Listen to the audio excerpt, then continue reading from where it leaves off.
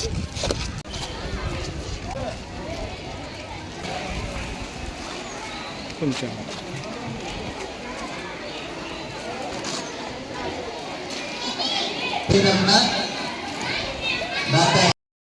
అందరికీ నమస్కారం అండి. ముందుగా అందరికీ క్షమాపణ తెలియజేస్తున్నాం, ఎందుకంటే చాలా లేట్ అయిపోయింది. కొత్త నుంచి కూడా ఇక్కడ పిల్లలు పేరెంట్స్ అందరూ కూడా ఎదురు చూస్తున్నారు. కాబట్టి మీకు తెలుసు, ఇవాళ mega parent teacher meeting 401 start అయింది.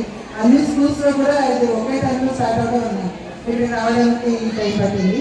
సో ముందుగా మీరందరూ క్షమించాను మమ్మల్ని. నేను డాక్టర్ సిహెచ్ వరలక్ష్మి, పిఠాపురం జనసేన గమనించానండి.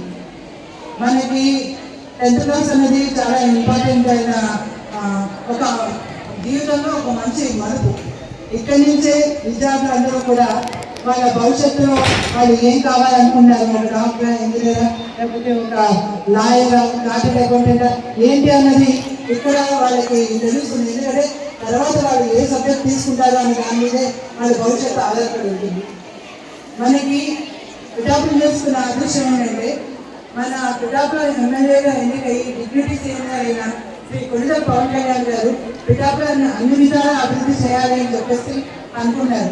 అభివృద్ధి అంటే అంటే రోడ్లు వేయించడం ఇలాంటివి కాదు. అభివృద్ధి అన్నది విద్యార్థుల నుంచి స్టార్ట్ అవ్వాలి అన్న ఉద్దేశంతో పిఠాపురంలో ఉన్న ప్రతి విద్యార్థి కూడా విద్యకు దూరం కాకూడదు. కార్పొరేట్ స్థాయి లెవెల్ ఎడ్యుకేషన్ అంతా కూడా గవర్నమెంట్ స్కూల్లో కూడా ఉండాలి అని మన ప్రీతమ ముఖ్యమంత్రి గారు నారా చంద్రబాబు నాయుడు గారు కానివ్వండి, లేకపోతే మన డిప్యూటీ సీఎం శ్రీ కొండ పవన్ కళ్యాణ్ గారు, మన ఎడ్యుకేషన్ మినిస్టర్ శ్రీ నారా లోకేష్ గారు, వీళ్ళందరూ కలిసి ఈ మెగా పేరెంట్ టీచర్ ప్రోగ్రామ్ అనేది డిజైన్ చేశారండి. మీకు తెలిసి ప్రతి స్కూల్లో కూడా పేరెంట్ టీచర్ మీటింగ్ ఉంటుంది. ఓన్లీ ఆ స్కూల్ వరకే అది పరిమితమై ఉంటుంది. ఇక్కడ అలా కాదు, ప్రభుత్వ పరంగా మీకు కావాల్సిన ఏంటి అనేది మాకు మీరు కనుక చెప్పగలిగితే మేము ప్రభుత్వానికి మీ తరఫున రిప్రజెంట్ చేయగలుగుతాం. మనకి ఈ సంవత్సరం పిఠాపురంలో 10th క్లాస్లో మంచి మార్కులతో వచ్చి టౌన్ ఫస్ట్, సెకండ్, థర్డ్ ఇలా మంచి మార్కులు మన స్కూల్కి వచ్చాయండి. అది మన పేరెంట్స్ అందరికీ, టీచర్లు అందరికీ కూడా చాలా గర్వకారణం. ఇక్కడ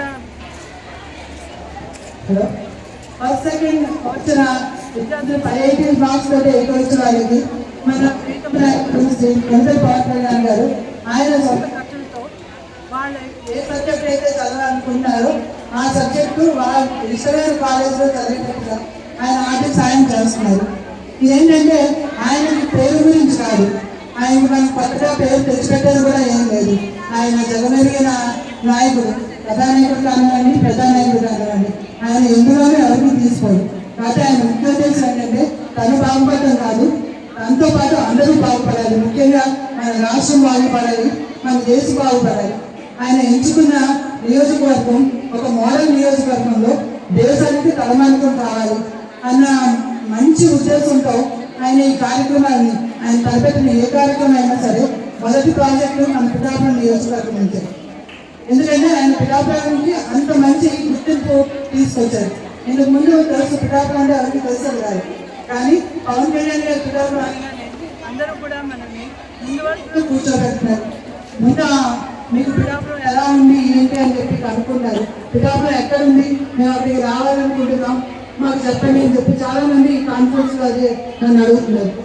కాబట్టి ఒక వ్యక్తి ఒక ఊరికి ఎంత గుర్తింపు చేస్తారో అన్నది మన ప్రీతమ నాయకుడు పవన్ కళ్యాణ్ గారిని చూసి మనం తెచ్చుకోవచ్చు.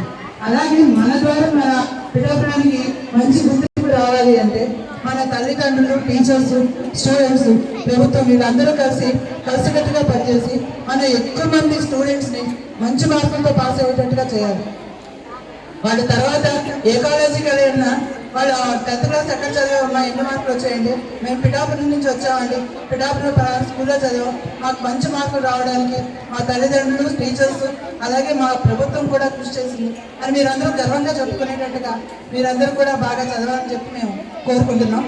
ఎందుకంటే మీరు ఒక మంచి మార్కులు తెచ్చుకుంటే మీ స్కూల్కే కాదు, మీ పేరెంట్స్కే కాదు, మా జనసేన తరఫున ఉన్న నాయకులు అందరికీ కూడా అది చాలా గర్వకారణం. ఇంకా డాక్టర్గా చెప్పాలంటే ఇది గర్ల్స్ స్కూల్. మీకు తెలుసు స్టూడెంట్స్ 13th ఇయర్ నుంచి ఉంటారు. వాళ్ళకి కొన్ని ప్రాబ్లమ్స్ హెల్త్ పరంగా ఉంటాయి, ముఖ్యంగా అమ్మాయిలకి మెన్స్ట్రల్ ప్రాబ్లమ్ చాలా ఎక్కువగా ఉన్నాయి నవేడేస్. అవి ఎక్కువ బ్లీడింగ్ అవ్వడం కానివ్వండి, పీరియడ్స్ ఇర్రెగ్యులర్ అవ్వడం కానివ్వండి, ఇవన్నీ కూడా ఉంటాయి. దీనికి ఏంటంటే తల్లిదండ్రులుగా మన బాధ్యత ఏంటంటే వాళ్ళకి ఆ సమయంలో సరైన పౌష్టికాహారం అందించాలి. అన్ని రకాల ప్రోటీన్స్ అవి ఉండే ఆహారం, గుడ్డు అవి చాలామంది పీరియడ్స్ టైంలో పిల్లలకి సరైన ఆహారం పెట్టరు, వాళ్ళు తినడానికి కూడా ఇష్టపడరు. వాళ్ళ కడుపులో నొప్పి రావచ్చు, లేదంటే ఇంకో విధమైన అనీజీనెస్ ఉంటుంది. అలాంటప్పుడు మీరు వాళ్ళకి నచ్చ చెప్పి ఈ టైంలో కనుక మీరు బాగా ఆహారం తీసుకుంటే ప్రోటీన్ ఎక్కువగా ఉండే బెల్లంతో చేసిన వేరుశనగుళ్ళు కానీ కోడిగుడ్లు కానీ ఇలాంటివన్నీ పెడితే వాళ్ళకి బ్లీడింగ్ ప్రాబ్లం తగ్గుతుంది. అలాగే ఎక్సర్సైజ్ అనేది ఆడవాళ్ళకి చాలా ఇంపార్టెంట్.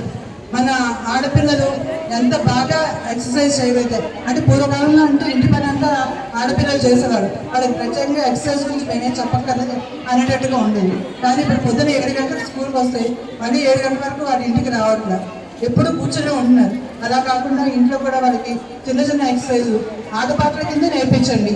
ఇంతకుముందు మీరు చిన్నప్పుడు ఆడుకున్న ఆటలన్నీ గుర్తు తెచ్చుకోండి, కుంటాడు కానీ తొక్కుడు కానీ. తర్వాత ఏంటంటే ఆటలాడుకోవడం వలన పిల్లల్లో గ్రూప్ డిస్కషన్ అనేది పెరుగుతుంది, వాళ్ళకి తర్వాత అది ఇంటర్వ్యూస్లో చాలా బాగా ఉపయోగపడుతుంది. ఇంట్లో కూర్చొని సెల్ ఫోన్లో మనం ఆడుకునే కంటే నలుగురితో ఆటలే మనకి చాలా బాగా ఉపయోగపడతాయి. కాబట్టి తల్లిదండ్రులు, టీచర్స్ కూడా వాళ్ళని ఆడుకునే విధంగా ప్రోత్సహించండి. వాళ్ళు ఆరోగ్యంగా ఉంటేనే మనకి మంచి సమాజం తయారవుతుంది. ఎందుకంటే ఆడపిల్ల ఆరోగ్యం మీదే కుటుంబ ఆరోగ్యం ఆధారపడి ఉంటుంది. ఆడపిల్ల ఆరోగ్యంగా ఉన్నప్పుడే కుటుంబంలో అందరినీ కూడా వాళ్ళు చూసుకోగలుగుతారు. వాళ్ళేం చేస్తున్నా ఉంటే మిగిలిన వాళ్ళకి వాళ్ళు ఏం చేసి పెడతారు. కాబట్టి మీరు ముందు మీ ఆరోగ్యం మీద దృష్టి పెట్టండి, పిల్లల ఆరోగ్యాన్ని పట్టించుకోండి, వాళ్ళు మంచిగా చదువుకునేటట్టు చేయండి, వాళ్ళకు ఉన్న సమస్యలు మీతో డిస్కస్ చేసుకునేటట్టుగా వాళ్ళని ఎంకరేజ్ చేయండి. వాళ్ళు ఏదైనా సబ్జెక్ట్లో వెనకబడి ఉంటే మీరు స్కూల్కి వచ్చి వాళ్ళ టీచర్తో మాట్లాడి ఆ సమస్య ఏంటి అన్నది వాళ్ళకి పరిష్కారం అయ్యేటట్టుగా చూడండి. నాకు ఈ అవకాశం ఇచ్చిన స్కూల్ యాజమాన్యానికి, మేడం గారికి, ఇక్కడ ఉన్న జనసేన నాయకులు, పట్టణ ప్రముఖులు, టీచర్స్, తల్లిదండ్రులు అందరికీ కూడా నా కృతజ్ఞతలండి. Thank you. Thank you.